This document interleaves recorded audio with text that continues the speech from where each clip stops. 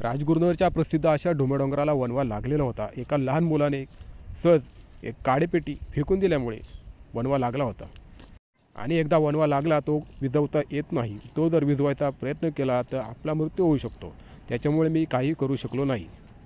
माझी सर्वांना हात जोडून विनंती आहे, असे कृत्य करू नये.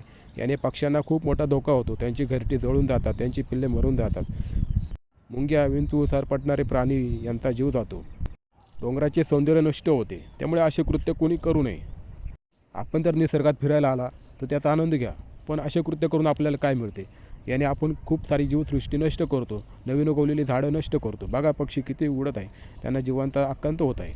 त्यांना समजत नाही काय लागले, त्यांना कळत नाही काय चालले. ते खूप घाबरलेले आहे, बिथरलेले आहेत.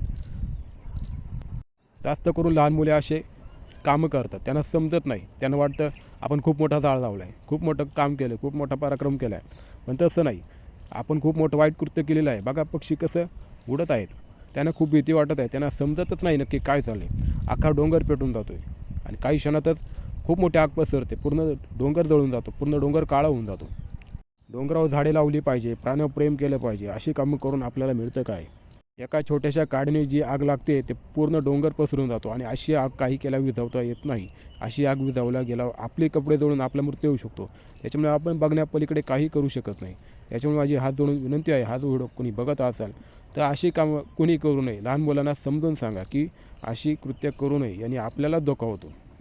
समजा एखाद्याने गाय बांधली असेल आणि वणवा पसरला तर ती आग त्या गायीला लागून तिचा मृत्यू होऊ शकतो. एखादा शेतकरी झोपला असेल, चौबाजूने आग विडली, त्याचाही मृत्यू होऊ शकतो. एखादा माणूस डोंगरावर गेला असेल आणि चौबाजूने आग लागली तर तो जळून जाऊ शकतो. आपल्याला जर झाडं लावता येत नसेल तर लावू नका, पण अशी कामं करू नये. धन्यवाद.